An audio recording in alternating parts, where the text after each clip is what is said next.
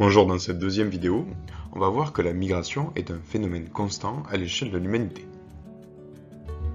Le nombre de migrants dans le monde est de 250 millions sur 7,4 milliards d'êtres humains. Cela représente un pourcentage de 3% de la population mondiale et ce pourcentage est resté stable ces dernières décennies.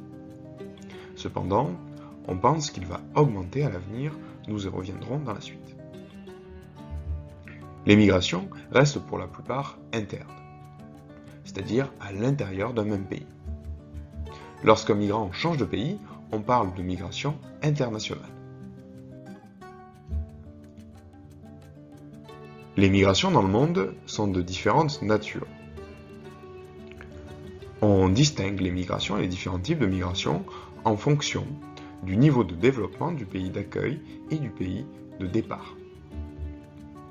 On parle de migration sud-nord lorsqu'il s'agit d'une migration qui s'exerce d'un pays en développement vers un pays développé.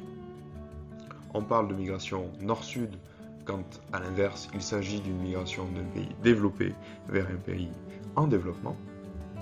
On parle de migration sud-sud, ce sont les plus nombreuses, lorsque on a un déplacement d'un pays peu développé vers un pays peu développé.